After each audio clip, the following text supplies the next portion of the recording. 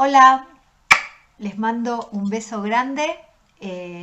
Quería compartir con ustedes una pequeña experiencia en este tiempo de cuarentena. Realmente cuando entramos en este periodo no tenía mucha claridad de lo que se estaba por venir y tampoco tenía muy claro el peligro de este virus y en qué consistía todo esto nuevo que estábamos viviendo. Lo que sí sé es que había una sensación en mí de inseguridad, de temor, eh, había cosas que no terminaba de entender y había cierta ansiedad en mí, ¿no? Y el primer día de la cuarentena, el viernes 20, yo venía leyendo el Evangelio de San Juan, siguiendo un cronograma de un devocional que hago en ocasiones. Y ese día me toca leer San Juan 14, los últimos versículos, en donde Jesús le dice a sus discípulos, con los que venía charlando, porque los estaba preparando, porque se estaba por acercar la hora de la cruz, y también los estaba preparando para cuando él ya no estuviera más al lado de ellos. Y les dice, muchachos, ya no voy a tener mucho tiempo más para seguir charlando con ustedes, porque viene el que manda en este mundo. Epa, dije yo, viene el príncipe de este mundo, dice otras versiones. Viene, otras dicen, el que gobierna este mundo. Pero, dijo Jesús, no tiene poder sobre mí, no tiene autoridad, no puede vencerme. Ah, dije yo, fue genial, porque me ordenó la cabeza y me ordenó el corazón. Sentí una paz y una tranquilidad increíble. Es decir, el Señor me hizo recordar que no hay poder, ¿eh? Ni los poderes del mundo, ni los poderes del mundo, ni este coronavirus estaban sobre su autoridad, que Él tenía el control. Y así fue como fui avanzando en el Evangelio de Juan, que es hermoso, en donde el Señor le dice a sus discípulos, permanezcan en mí, permanezcan en mi amor, guarden mis palabras, porque mis palabras los limpia, no tengan temor, porque cuando yo me vaya va a venir el espíritu consolador, el espíritu defensor, dicen otras versiones. Les dice que este espíritu los va a guiar a toda verdad, que no tengan miedo, que cuando Él no esté, este espíritu los va a guiar. Y también les ruega que permanezcan unidos a este amor del Padre, que permanezcan unidos a Él y al Padre, y también que permanezcamos unidos, haya unidad entre nosotros. El Señor se preocupa por esto, porque sabe, porque nos conoce. Y así fue como llegué, ya casi pasando una semana de la cuarentena y otra vez diferentes circunstancias porque somos humanos y porque en cuanto bajamos la mirada y empezamos a pensar por nosotros mismos, otra vez empezamos a tener inquietudes o temores y me encuentro con el relato de San Juan 18 en donde se cuenta el momento del arresto de Jesús. Y eso fue increíble. Jesús está en el huerto, está con sus discípulos y cuenta el relato que viene una tropa, una compañía de soldados con alguaciles de los fariseos. Y esto consistía aproximadamente en 600 soldados armados. Y Jesús sabía todo lo que iba a pasar. Y dice que se les adelantó y se adelantó él y les preguntó a quién buscaban. Y ellos le contestaron Jesús de Nazaret. Y cuando Jesús respondió, yo soy, dice que ellos retrocedieron y cayeron. Es que cuando Jesús dijo yo soy, no solo se estaba indicando de que Él era la persona a la cual estaban buscando, sino que estaba manifestando toda su naturaleza y su poder, que solamente con su voz derribó a 600 soldados. El Señor tenía control total sobre esa situación. Y yo me imaginaba el momento, ¿no? Porque imagínate un soldado romano que está entrenado y armado y se ve él mismo caer, ve a sus compañeros que caen. Habrá sido un momento de confusión y yo creo que más de uno habrá querido huir. Por eso mismo Jesús nuevamente es como que le dice, muchachos, ¿a quién buscaban? Yo siempre me hago la película, ¿no? Y para hacerlos reaccionar, para que se concretara y se cumpliera la palabra de que él iba a ser arrestado.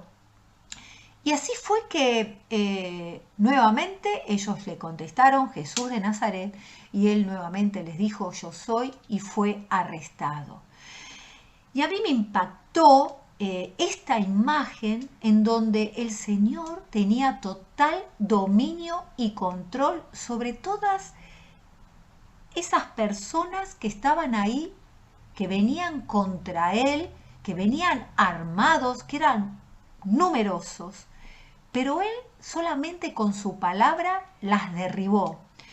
Hubo tal manifestación de la presencia divina y su poder, que los enemigos fueron incapaces de hacerle frente, no pudieron avanzar. Nada escapó a su control. Él siempre tuvo dominio sobre toda la situación. Jesús permitió que lo arrestaran, permitió. Ante nuestros ojos y los ojos de los discípulos, no era agradable lo que estaba pasando, no era algo lindo, pero había un propósito divino, algo maravilloso, glorificar al Padre. Jesús se entregó por amor, redimió nuestras vidas y manifestó el poder de Dios en la resurrección. Lo que vino después dio vida a nuestras vidas. Y así pasa con nosotros.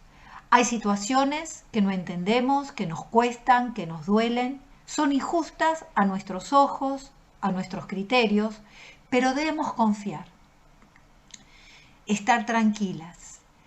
Dios está en nosotros, está con nosotros y Él tiene poder y autoridad sobre toda situación.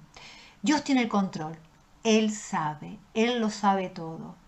Permanezcamos en Él, permanezcamos en su amor, confiemos. Él tiene un propósito para esta nueva experiencia que estamos viviendo, para vos y para mí. Solamente les voy a dejar una imagen, porque dice que una imagen habla más que 1000 palabras, ¿no? Y yo tengo esta escultura, que es una escultura hecha en madera, en donde tenemos a la bebita jirafita con su mamá. Y me encanta porque vemos como la jirafita chiquita está entregada a su mamá, solo lo que hace es mirarla, contemplarla y hasta les diría con amor y ternura. Y está como tranquila y confiada. Ella sola mira a su mamá. Y acá vemos a la mamá jirafa que parecería como que ella tiene todo bajo control, tiene dominio sobre el campo. Y por eso mismo, la jirafita lo único que hace es mirarla, estar tranquila y disfrutar de la presencia de su mamá y estar tranquila. Así que espero que se sientan identificadas con esta imagen. Les mando un beso grande, las quiero mucho. Chau, chau. Hola, ¿cómo les va? Bueno, el tema es la confianza y con Ronnie hemos preparado una canción que se llama Creo en ti y a través de ella queremos pedir en oración que este gran yo soy llene con su presencia este lugar y el lugar donde vos estás, ahí, ahora. Ponemos toda nuestra confianza en sus manos sabiendo que todos los planes que Él tiene preparados para vos y para mí serán cumplidos.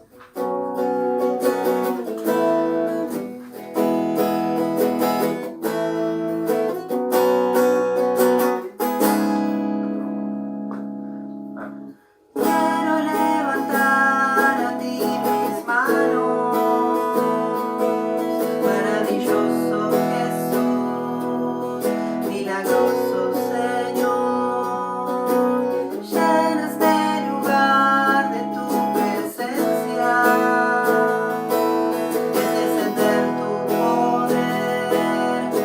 que estamos aquí.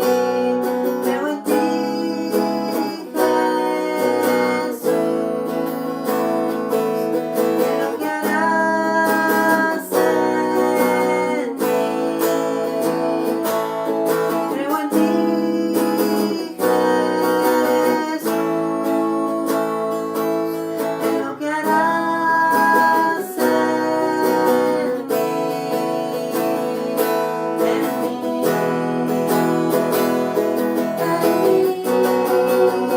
Recibe toda la gloria, recibe toda la honra, precioso Hijo de Dios.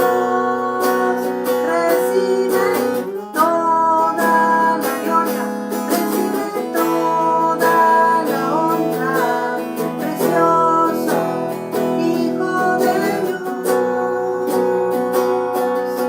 Creo en ti, Jesús. La canción que sigue se llama Nadie se lo imaginó y habla de cómo Jesús parecía algo débil, sin fuerza.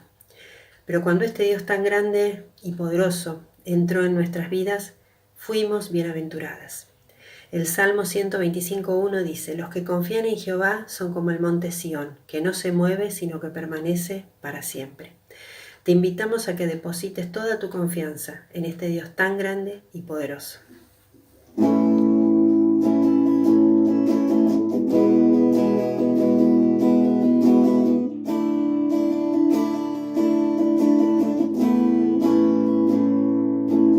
Nadie se lo imaginó, que el Rey del mundo, el Salvador, en un establo de Belén iba a nacer. Todo fue tan diferente como lo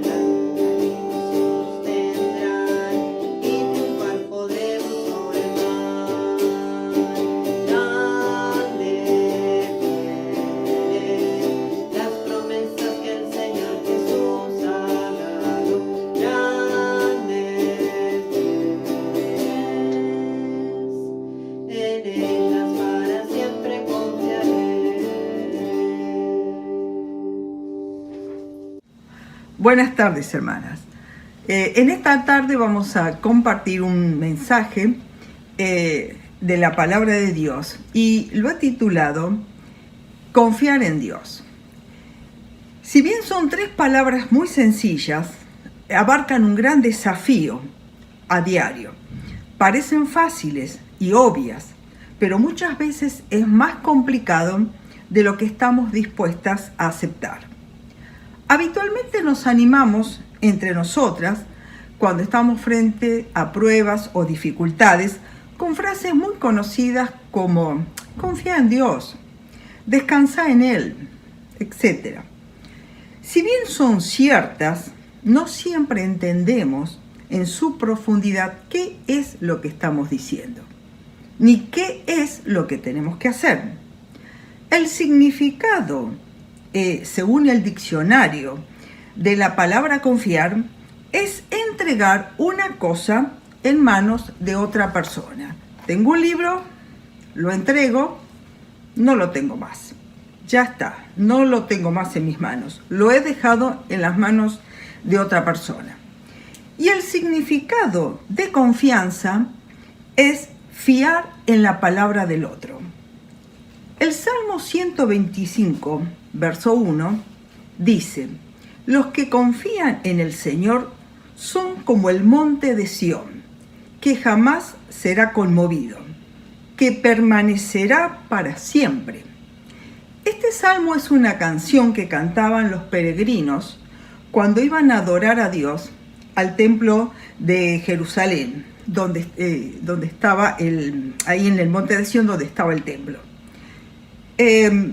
Con mucho énfasis, el salmista compara a las personas que confían en el Señor con un monte que nunca será modificado y que permanecerá para siempre. Es tal su certeza de lo inmutable del monte que es una imagen de la estabilidad que tenemos los que confiamos en Dios. Nada de lo que pase podrá desestabilizarnos ni confundirnos.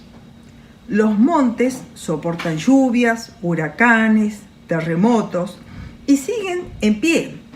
Y es así como Dios nos ve cuando ponemos nuestra mirada en Él, sin importar las circunstancias. En este momento estamos viviendo un tiempo muy particular e histórico, diría yo. Nunca en la historia de la humanidad todos los pueblos, simultáneamente todo alrededor del mundo, cesaron sus trabajos y se guardaron por una pandemia, por un virus. Varios líderes la definieron como un estado de guerra. La canciller alemana se dirigió a su pueblo en estos términos: estamos en guerra contra un enemigo invisible, expresando así la gravedad de la situación. Y la verdad que es complicado pensar que tenemos al frente un enemigo invisible, que no lo vemos, pero que nos puede tocar. Ahora bien, estuve pensando en un pasaje de la Biblia donde sucede algo similar, no igual, pero que abarcó a una gran región geográfica. La Biblia habla sobre una sequía que afectó una vasta región, no solo en Israel, sino también que alcanzó a los pueblos vecinos. Me refiero a una etapa de la vida del profeta Elías, que cuando hubo una sequía extrema en la tierra de Israel y sus alrededores, él tuvo que huir. Él estaba viviendo una situación muy difícil a causa del pecado de su pueblo. Él denunció ante el rey el pecado y el rey lo estaba persiguiendo. Como castigo a su pueblo por haber pecado reiteradamente, Dios envió una sequía prolongada. Durante 3 años no llovió. Y esta sequía afectó gran parte del territorio, no solo de Israel, sino de Tiro y Sidón, provocando una hambruna general. Fíjense que al no llover solamente en Israel, la hambruna se estaba extendiendo por todos los alrededores. Nosotros llevamos más de 40 días de cuarentena, no hemos llegado al año y nuestra economía se está viendo afectada. Entendemos que si no se levanta pronto, los problemas económicos serán más graves. Imaginemos esta situación durante 3 años. Sería intolerable, no lo podríamos sostener. Seguramente habría grandes hambrunas, porque esta situación es a nivel mundial. No solamente nos pasa a nosotros en Argentina, esto está pasando alrededor del mundo. Siguiendo con el relato de Elías, él estaba huyendo del rey Acab y de su esposa Jezabel a la zona de Sidón. Y él es hospedado en esa ocasión por una viuda que estaba en extrema pobreza, con un hijo a quien alimentar y con muy pocos recursos. Sin embargo, Dios, a través de Elías, les proveyó alimento para los 3 mientras duró la sequía. Pongamos atención a esta narración. Hay una sequía extrema, generalizada, similar a nuestra pandemia. Como resultados, hay escasez de alimento. Como en nuestro caso no se está trabajando, no se está produciendo y pronto comenzará a escasear recursos. Pero lo que vemos en este relato es que Dios, al enviar a su siervo a Sarepta, no solo lo está protegiendo de la persecución del rey, sino también de la escasez de alimentos. Por otra parte, Elías fue el medio para que esta mujer extranjera tuviera alimentos y además ella reconociera que Elías era un hombre de Dios. Elías iba a dar a conocer a esta mujer quién era el Dios de Israel. No solamente él lo iba a dar a conocer a través de las provisiones, sino también la ocasión que el hijo muere, ella acude en busca del profeta y le cuenta lo que pasa. Entonces Elías se postra, ora y le devuelve la vida al hijo. Entonces se produce un milagro, no solamente de provisión, sino de resurrección. Y ahí es cuando ella reconoce que Elías era un hombre de Dios, pero del verdadero Dios, del Dios vivo. Dios no solamente es proveedor, sino también es el autor de la vida. Entonces vemos a Dios obrando en diferentes planos.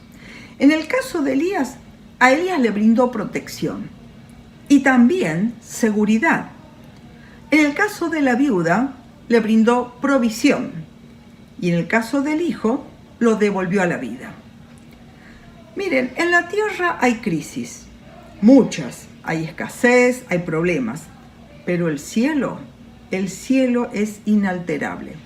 Nuestras crisis no llegan al cielo, no ponen en jaque el cielo. El cielo está en paz y es allí desde donde Dios reina, desde donde Dios tiene su trono es firme e inconmovible. Lo que pasa acá en la tierra no pasa en el cielo. Las crisis que vivimos acá no suceden en el cielo, porque ahí reina la paz, ahí reina la tranquilidad, la seguridad, porque está Dios y su trono es firme. A Dios no le afecta lo que pase acá, porque Él tiene el control de todo. El Señor dijo que no se nos cae un pelo de nuestras cabezas sin que Él lo sepa. No pensemos que estas crisis o nuestras dificultades alteran la voluntad de Dios o sus planes. Nos hemos puesto en sus manos, le dijimos que confiamos en Él, le entregamos nuestra vida, como dice la definición de confiar, entregar una cosa en manos de alguien. Y yo ya no tengo el libro, yo ya lo entregué, no lo tengo conmigo. ¿Me explico? Y nosotros no somos una cosa, nosotros somos personas valiosas para Él.